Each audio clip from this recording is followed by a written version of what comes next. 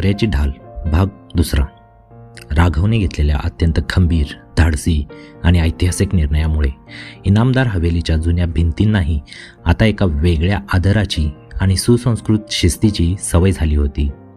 आणि सुलोचनाबाईंची वर्षानुवर्षे चालत आलेली क्रूर हुकुमशाही एका झटक्यात पूर्णपणे मोडीत निघाली होती, ज्यामुळे सायली तिच्या पुण्याच्या IT कंपनीत पुन्हा एकदा अत्यंत आत्मविश्वासाने, ताठमानेने आणि सन्मानाने जाऊ लागली होती.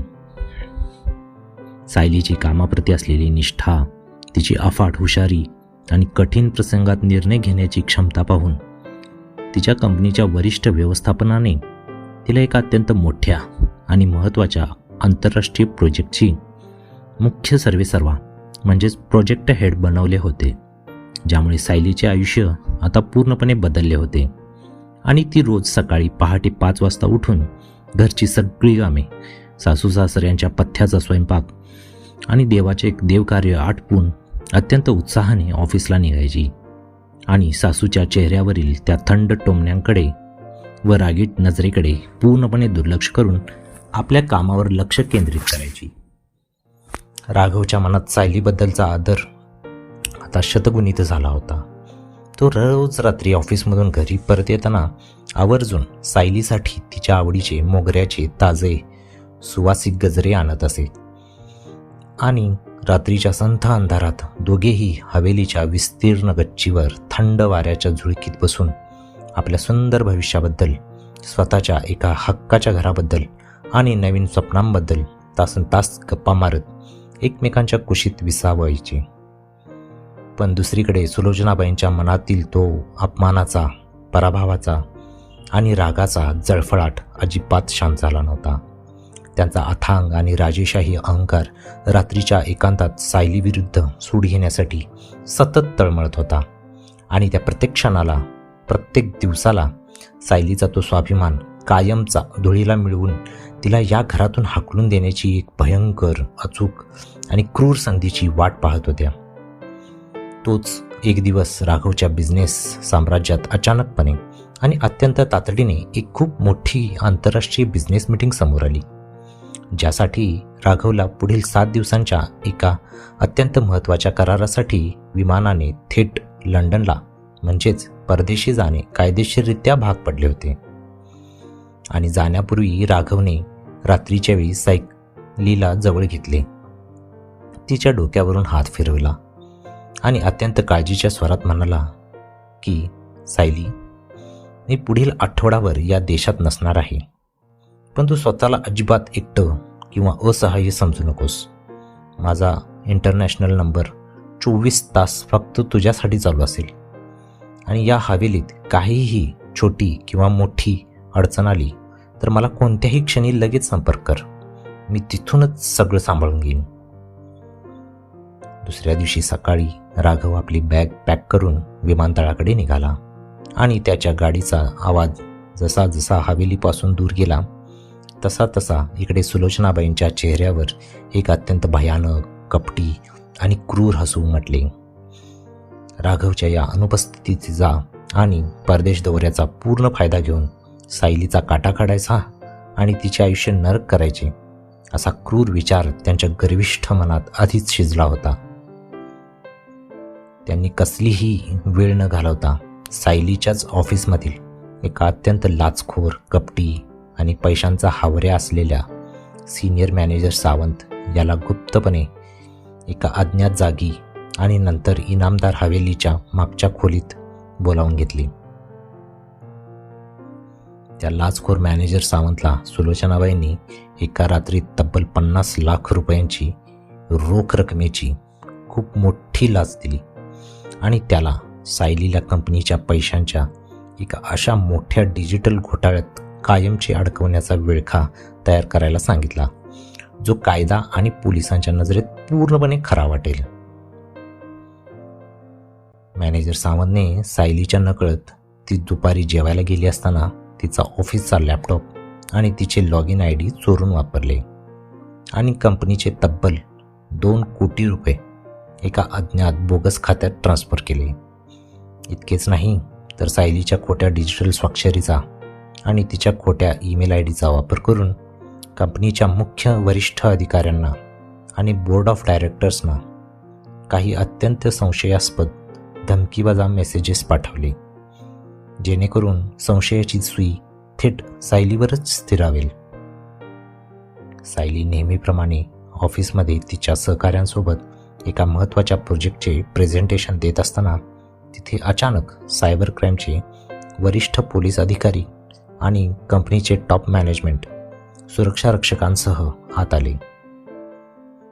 सायलीच्या लॅपटॉपची तपासणी करण्यात आली आणि सर्व खोटे प्लांट केलेले डिजिटल पुरावे थेट सायलीच्याच वैयक्तिक बँक खात्याशी आणि तिच्या घराच्या IP ॲड्रेसशी जोडलेले दिसल्याने संपूर्ण ऑफिसमध्ये एकच खळबळ उडाली. तिचे सहकारी तिच्याकडे संशयाने पाहू लागले. तिचे बँक खाते आणि लॅपटॉप जप्त करण्यात आले आणि भर ऑफिसमध्ये सर्वांसमोर सायलीची गुन्हेगारासारखी चौकशी सुरू झाली. तेव्हा सायलीला काहीच समजत नव्हते की नेमके काय चालले आहे आणि ती ढसाढसा रडत स्वतःचा निष्पापपणा सिद्ध करण्याचा प्रयत्न करत होती. पोलिसांनी तिला ताब्यात घेतले आणि सुलोचनाबाईंनी पडद्यामागून सूत्रे हलवून पोलिसांवर दबाव टाकल्यामुळे सायलीला थेट तुरुंगात नेण्याऐवजी आधी इनामदार हवेलीत आणले गेले, जिथे सुलोचनाबाईंनी आधीच प्लॅन केल्याप्रमाणे आणि स्वतःचा बदला पूर्ण करण्यासाठी सर्व नातेवाईक, समाजातील प्रतिष्ठित लोक, गावातील पंच आणि स्थानिक मीडियाच्या रिपोर्टर्सना कॅमेरे आणि माईकसह बोलावून घेतले होते. हवेलीबाहेर लोकांची आणि पत्रकारांची मोठी गर्दी झाली होती. कॅमेऱ्यांचे फ्लॅशलाईट्स सायलीच्या रडणाऱ्या चेहऱ्यावर चमकत होते आणि प्रत्येकजण सायलीच्या चारित्र्यावर, तिच्या शिक्षणावर आणि तिच्या माहेरच्या गरिबीवर बोट ठेवत असतानाच सुलोचनाबाईंनी सायलीच्या वृद्ध, आजारी आणि अत्यंत साध्या आईवडिलांनाही एका टॅक्सीतून जबरदस्तीने हवेलीत बोलवून घेतले आणि संपूर्ण समाजासमोर त्यांचा अत्यंत वाईट, क्रूर आणि अमानुष अपमान करायला सुरुवात केली. सुलोचनाबाई मोठ्याने ओरडून म्हणाल्या की बघा जमलेल्या लोकांनो, तुमच्या या कोल्हापूरच्या देशमुखांच्या सोन्यासारख्या गोल्ड मेडलिस्ट आणि सुशिक्षित मुलीने स्वतःची भूक भागवण्यासाठी आणि एका रात्रीत करोडपती होण्यासाठी आमच्याच इनामदार घराण्यावर आणि कंपनीवर 2 कोटींचा मोठा दरोडा टाकलाय. हिच्या बापाची लायकी नव्हती आमच्या दारात उभी राहायची, तरी आम्ही हिला आश्रय दिला, तर हिने आमच्याच पाठीत खंजीर खुपसला. सायलीचे वृद्ध वडील सुलोचनाबाईंचे हे शब्द ऐकून पूर्णपणे हताश झाले. अपमान सहन न झाल्यामुळे ते स्वतःच्या डोक्याला हात लावून जमिनीवर बसले आणि तणावामुळे त्यांच्या छातीत तीव्र वेदना सुरू होऊन त्यांची तब्येत आणखी बिघडू लागली. सायली दोन्ही हात जोडून रडत रडत सर्वांना सांगत होती की देवाच्या शपथेवर सांगते की मी पूर्णपणे निर्दोष आहे. मी 1 रुपयाचाही घोटाळा केला नाही. पण तिथे तिचे ऐकणारे आणि तिच्यावर विश्वास ठेवणारे कोणीच नव्हते आणि महिला पोलीस अधिकारी सायलीच्या नाजूक हातात लोखंडी बेड्या ठोकण्यासाठी जशा पुढे सरसावल्या, तसा सायलीने जीवाच्या आकांताने आणि हताशतेने आपले डोळे मिटून घेतले. ठीक त्याच अत्यंत कठीण, शेवटच्या आणि गंभीर क्षणाला इनामदार हवेलीच्या मुख्य प्रवेशद्वाराचे अवाढव्य लोखंडी गेट तोडून पोलिसांच्या 2 ते 3 गाड्या सायरन वाजवत वेगाने आत शिरल्या आणि संपूर्ण हवेली टायरच्या आवाजाने आणि धुळीने माखली.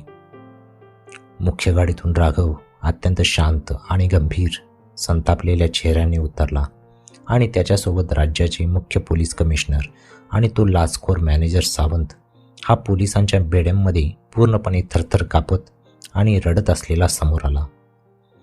राघव प्रत्यक्षात लंडनला गेलाच नव्हता, कारण त्याला आपल्या आईच्या सोडाच्या स्वभावावर आणि तिच्या प्रत्येक हालचालीवर आधीपासूनच तीव्र संशय होता, ज्यामुळे त्याने लंडनच्या विमानाचे तिकीट फक्त जगाला दाखवण्यासाठी काढले होते आणि तो पुण्यात राहून सायबर एक्सपर्ट्स आणि खाजगी गुप्तहेरांच्या मदतीने आपल्या आईच्या बँक खात्यावर, तिच्या फोन कॉल्सवर आणि त्या मॅनेजर सावंतवर 24 तास पाळत ठेवून होता. राघवने अत्यंत खंबीर पावलांनी हॉलमध्ये प्रवेश केला आणि थेट सुलोचनाबाईंचा तो क्रूर, खोटा आणि भयानक बुरखा सर्वांच्या समोर ओढून काढला आणि मुख्य दारातूनच त्याने सिंहासारखी गर्जना केली की, थांबा इन्स्पेक्टर, माझी पत्नी सायली पूर्णपणे निर्दोष आहे. या संपूर्ण खात्यातील घोटाळा आणि गुन्हा माझ्या पत्नीने नाही, तर पैशांच्या आणि अहंकाराच्या नशेत अंध झालेल्या माझ्या स्वतःच्या जन्मदात्या आईने केला आहे. राघवने हॉलमधील मोठ्या 75 इंचाच्या डिजिटल स्क्रीनवर एक ऑडिओ रेकॉर्डिंग आणि बँक ट्रान्झॅक्शनचा संपूर्ण डिजिटल पुरावा, तसेच सुलोचनाबाई सावंतला 50 लाख रुपयांची लाच देतानाचा आणि सायलीला अडकवण्याचा कट रचतानाचा छुपा व्हिडिओ कॅमेरा रेकॉर्डिंग सगळ्यांसमोर मोठ्या आवाजात प्ले केला. त्या व्हिडिओमध्ये सुलोचनाबाईंचा तो स्पष्ट आवाज आणि मॅनेजरला पैसे देतानाचे दृश्य पाहून संपूर्ण इनामदार हवेलीमध्ये एका सेकंदात जणू काही भयानक स्मशान शांतता पसरली. जे नातेवाईक आणि मीडियाचे रिपोर्टर्स सायलीवर चिखलफेक करत होते ते आता सुलोचनाबाईंकडे थू थू करू लागले आणि त्यांचा तो खोटा मुखवटा संपूर्ण जगासमोर पूर्णपणे फाटला होता. राघव अत्यंत रागाने आपल्या आईच्या समोर गेला.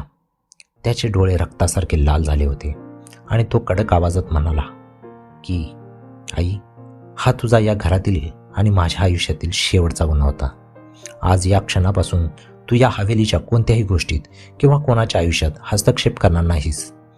जर तुला या वयात पोलिसांच्या कोठडीत आणि तुरुंगात जायचं नसेल तर आत्ताच्या आत्ता या संपूर्ण समाजासमोर, मीडियासमोर, या सगळ्यांच्या समोर सायलीचे आणि तिच्या त्या देवासारख्या आईवडिलांचे पाय धरून त्यांची रडत रडत माफी माग, नाहीतर मी स्वतः पोलीस कमिशनरसमोर तुझ्या विरुद्ध मुख्य साक्षीदार म्हणून उभा राहीन.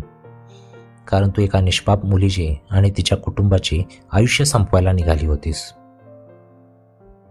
सुलोचनाबाईंचा वर्षानुवर्षे जपलेला सगळा माज, राजकीय प्रतिष्ठा आणि पैशाचा अथांग अहंकार त्या एका सेकंदात पूर्णपणे धुळीला मिळाला. त्यांना स्वतःचीच प्रचंड लाज वाटू लागली आणि त्या रडत रडत गुडघ्यावर येऊन सायलीचे पाय धरण्यासाठी खाली जमिनीवर झुकल्या. पण स्वतःची सासू आणि घराची मोठी लक्ष्मी आपल्या पाया पडते हे पाहताच सायली पूर्णपणे हादरली आणि तिच्या अंगावर काटा आला. कोल्हापूरच्या देशमुखांच्या घरातील सुसंस्कृत संस्कार आणि आईवडिलांनी दिलेली मोठी शिकवण तिच्या रक्तामध्ये धावू लागली आणि तिने एका क्षणात अत्यंत सन्मानाने आपले दोन्ही पाय मागे ओढून घेतले, जेणेकरून सासूचा हात तिच्या पायाला लागणार नाही. सायलीने कसलाही विचार न करता तात्काळ पुढे होऊन सासूचे दोन्ही थरथरते हात आपल्या हातात धरले आणि अत्यंत आदराने, मायेने आणि प्रेमाने सुलोचनाबाईंना जमिनीवरून वर उठवले. सायलीने स्वतःच्या पदराने सासूच्या डोळ्यातील अश्रू पुसले आणि ती अत्यंत नम्रपणे म्हणाली की, आई, तुम्ही रागाच्या भरात आणि नशेत चुकल्या असतात तरी तुम्ही माझ्या नवऱ्याची आई आहात आणि पर्यायाने माझ्याही सासूबाई म्हणजे आईच आहात. आमच्या कोल्हापूरच्या घरात मुलीला लग्नाच्या वेळी हेच संस्कार देऊन पाठवले आहेत की सासू ही कधीच परकी नसते, ती आई समान असते. तुमची जागा आमच्या पायाशी नाही तर या घराच्या आणि आमच्या डोक्यावर आहे. मला तुमचा अजिबात राग नाही आणि मी तुम्हाला याआधीच मनापासून पूर्णपणे माफ केलं आहे. सायलीच्या तोंडून हे अत्यंत सुसंस्कृत, महान आणि हृदयस्पर्शी शब्द ऐकून तिथे जमलेल्या पोलीस अधिकाऱ्यांच्या, मीडियाच्या आणि सर्व नातेवाईकांच्या डोळ्यात पाणी आले आणि सुलोचनाबाईंना स्वतःच्या क्रूर वागण्याची एवढी प्रचंड खंत वाटली की त्यांनी सायलीला रडत रडत आपल्या छातीशी घट्ट कवटाळून धरले आणि तिच्या डोक्यावरून मायेचा हात फिरवला.